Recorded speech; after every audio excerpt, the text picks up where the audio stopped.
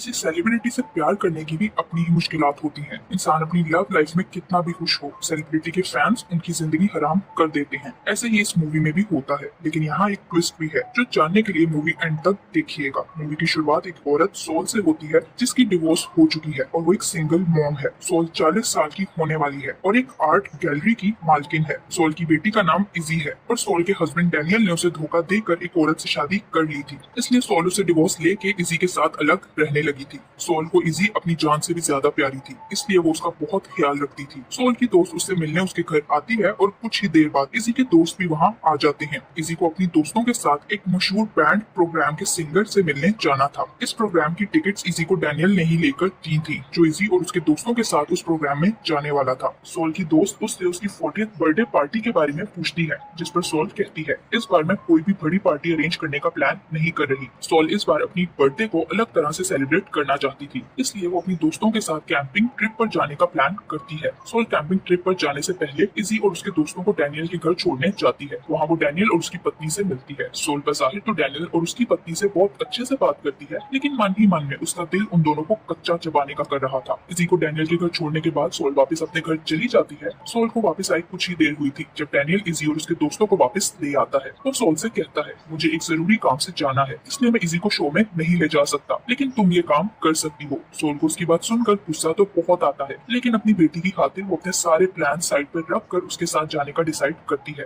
Event में पहुंच के इजी अपनी माँ के सारे सेक्रीफाइसेस को साइड करते हुए उसे अकेला छोड़कर अपने दोस्तों के साथ मजे करने चली जाती है। सोल अकेले बैठी बोर हो रही थी, पर बस टाइम गुजारने की कोशिश करती नजर आ रही थी। तभी एक अनोइंग औरत से बचने के लिए सोल वॉशरूम का बहाना करती वहाँ से निकल जाती है। थोड़ी मुश्किल के बाद उसे वॉशरूम मिल जाता है। जब वॉशरूम से फ्री होकर वो बाहर आती है तो वहाँ एक हैंडसम टीनेजर लड़का खड़ा था। सोल को लगता है वो वॉशरूम इस्तेमाल करने आया है, लेकिन जब उस पर रिवील होता है कि ये लड़का हेल्स उसी म्यूजिक बैंड का हिस्सा है जिसका शो उसकी बेटी यहाँ देखने आई है। यही नहीं बल्कि ये वैन उसी की है जहाँ वो गलती से आ गई है, तो वो बहुत ज्यादा शर्मिंदा हो जाती है। सोल फौरन से पहले वहाँ से निकलने की करती है और अपनी बेटी के पास पहुंच जाती है। कॉन्सर्ट शुरू होने से पहले सारा बैंड ऑटोग्राफ्स देता है, जहाँ इजी भी अपने दोस्तों के साथ ऑटोग्राफ लेने आती है। हेल्स ये देखकर बहुत हैरान होता है कि सोल इजी की माँ है, लेकिन वो पूरी तरह सोल पर लट्टू हो चुका था, इसलिए फ्लर्ट करने का कोई मौका नहीं छोड़ता। कॉन्सर्ट शुरू होता है तो हेल्स अचानक सारे सिंगर्स को रोककर कोई और ही सॉन्ग परफॉर्म करने का कहता है और वो सब भी मान जाते हैं। हेल्स ये सॉन्ग सोल को डेडिकेट करता है, जो सोल भी समझ जाती है और बहुत ज्यादा स्पेशल फील करती है।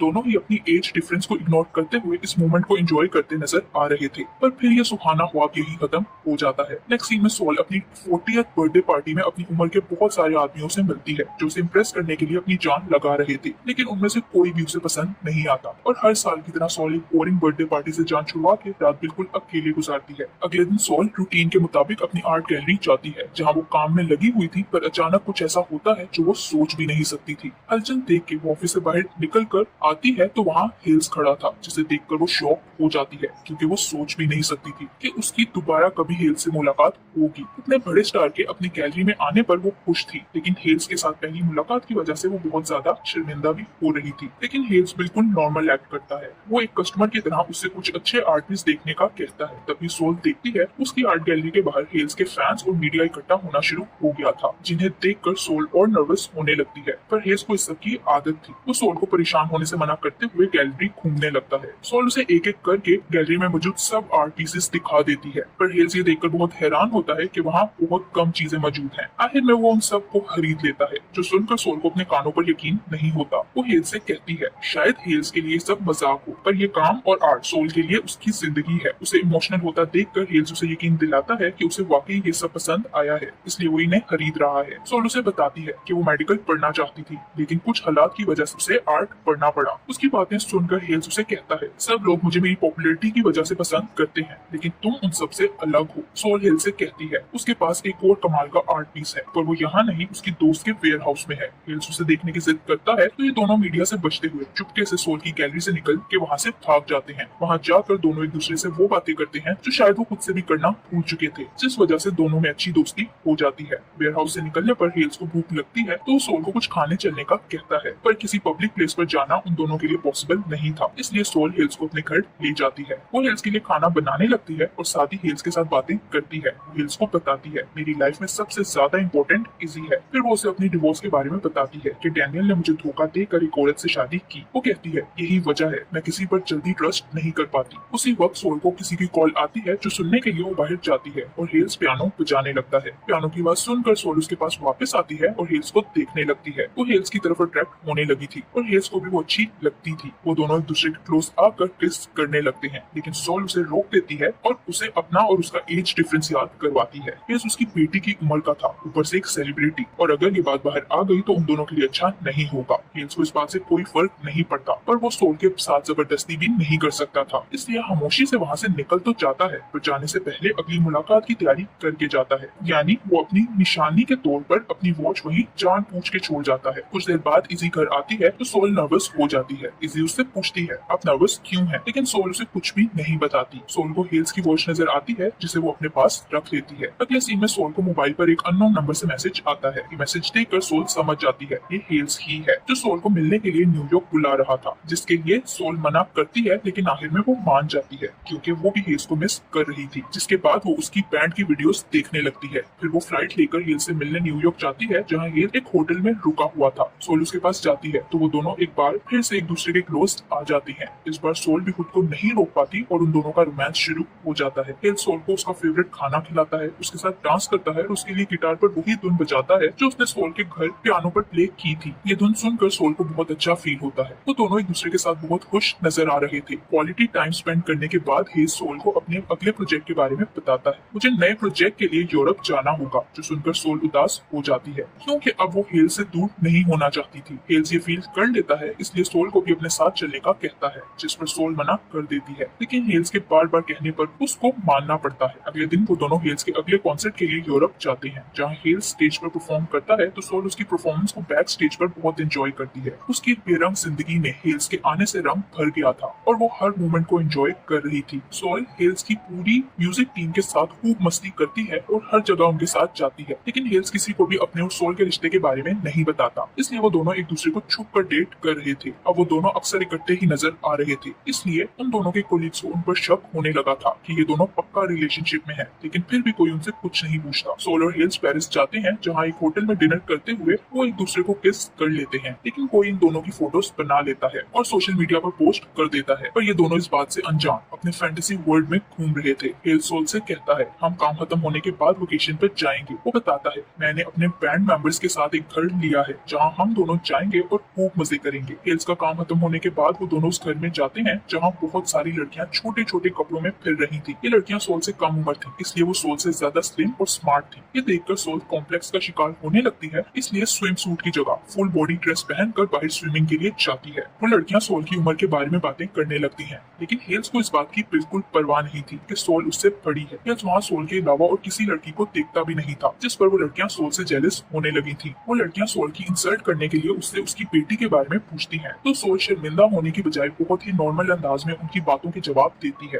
और उन्हें बताती है इसी समर कैंप में गई है। हेल्स के बैंड के लोग सोल और उसकी उम्र के बारे में बातें करने लगते हैं, जो सुनकर हेल्स को गुस्सा आता है तो वो लोग बात बदल देते हैं। फिर वो लोग सोल से पूछते हैं तुम और हेल्स कैसे मिले, तो सोल उन्हें अपनी पहली मुलाकात के बारे में बताती है। सोल उन्हें बताती है उस कॉन्सर्ट में हेल्स ने मेरे लिए गाना भी गाया था, जिस पर बैंड का एक मेंबर सोल से कहता है वो सॉन्ग तो हमने काफी समय पहले एक औरत को डेडिकेट करने के लिए बनाया था, और बाद में कभी भी किसी लड़के को अगर किसी लड़की को इम्प्रेस करना होता था तो वो लोग यही गाना गाते थे। यही नहीं, हेल्स तो ऐसा पहले बहुत सारी लड़कियों के लिए कर चुका है। ये सुनकर सोल को बहुत बुरा लगता है और वो एक बार फिर से बिट्रेड फील करती है। वो गुस्से में वहाँ से चली जाती है। उसे जाता देखकर हेल्स उसे मनाने के लिए उसके पीछे जाता है तो सोल उसे कहती है तुम 20 साल के हो और मैं 40 साल की, हमारे बीच 20 साल का एज डिफरेंस है, इसलिए हम दोनों रिलेशनशिप में नहीं रह सकते। हमें अपने रिलेशनशिप को यही खत्म कर देना चाहिए, क्योंकि डैनियल ने मुझे जो तकलीफ पहुंचाई मैं वो सब दोबारा नहीं बर्दाश्त कर सकती। सोल अपना सामान पैक करने लगती है। वो हेज से कहती है मैं अपनी एज की वजह से बहुत शर्मिंदा हूँ, जिस पर हेज उसे समझाता है मुझे ऐसी बातों से कोई फर्क नहीं पड़ता, लेकिन सोल गुस्से में हेज की कोई भी बात नहीं सुनती। वो हेज को उसकी वॉच वापस कर देती है और फिर फ्लाइट लेकर वापस लॉस एंजलिस आ जाती है। घर आकर उसे वही पेंटिंग नजर आती है जो सोल को बहुत पसंद थी और उसने वेयर हाउस में हेज को दिखाई थी। हेज ने वो खरीद कर सोल को गिफ्ट कर दी थी। पेंटिंग देखकर सोल खुश तो होती है, लेकिन अपने रिलेशनशिप के खत्म होने पर उदास भी थी, क्योंकि वो भी हेज से प्यार करने लगी थी। अगले दिन डैनियल सोल के घर आता है और उसे कहता है मेरे एक दोस्त ने तुम्हें एक फेमस म्यूजिक बैंड के मेंबर के साथ घूमते देखा है, जिस पर सोल उसे कहती है वो मेरा क्लाइंट था। फिर डैनियल के जाने के बाद उसकी वाइफ सोल को बताती है मैं डैनियल को छोड़ना चाहती हूँ। सोल को सुनकर कोई अफसोस नहीं होता, क्योंकि जो जैसा करता है वो वैसा ही भरता होता भी है। रात को सोल की दोस्त उससे मिलने आती है तो सोल उसे अपने और हेज के बारे में बताती है कि कैसे हम दोनों एक दूसरे के क्लोज आए लेकिन फिर मैंने उसे छोड़ दिया। सोल कहती है, मैं जानती हूँ ये समाज हमारे रिश्ते को अच्छी नजर से नहीं देखेगा, इसलिए मैं हेज को किसी भी मुश्किल में नहीं डालना चाहती। अगले दिन हेज सोल को मैसेज करके इंटरनेट से दूर रहने का कहता है क्योंकि किसी ने हम दोनों की पेरिस की फोटोज को लीक कर दिया था। सोल इंटरनेट पर इस बारे में सर्च करती है तो अपनी और हेज की फोटोज देखकर घबरा जाती है। सोल के करीबी लोग भी उसे मैसेज करके इस बारे में पूछते हैं लेकिन वो किसी को कोई जवाब नहीं देती। सोल अपने दोस्तों के साथ कैंपिंग के लिए जाती है जहाँ बहुत सारे लोग उससे उसी फोटोज के बारे में पूछकर तंग करते हैं, जिस पर सोल परेशान हो जाती है। उसे सबसे ज्यादा टेंशन तो इजी की थी। अगले सीन में सोल इजी के कैंप से वापस आने पर उसे लेने जाती है तो वो इस सारे स्कैंडल की वजह से सबसे दूर अकेली खड़ी थी। इजी सोल पर गुस्सा थी तो सोल उसे साथ अकेले में बिठा कर बात करती है और उसे सब कुछ बता देती है। सोल उससे माफी मांगती है जिस पर इजी कहती है, आपको मुझसे कुछ नहीं छुपाना चाहिए था, मैं आपको हर हाल में सपोर्ट करती हूँ। जो सुनकर सोल इमोशनल हुए उसे हग कर लेती है। सोल इजी को बताती है, लोग हमारे रिश्ते को इसलिए पसंद नहीं कर रहे क्योंकि मेरी एज हेज से ज्यादा है। अगर वो मुझसे बड़ा होता तो लोगों को इस रिश्ते से कोई मसला ना होता। सोल काफी उदास होती है पर अपनी बेटी का सपोर्ट मिलने पर वो डिसाइड करती है कि अब से वो लोगों की परवाह नहीं करेगी बल्कि सिर्फ अपनी फीलिंग्स की परवाह करेगी,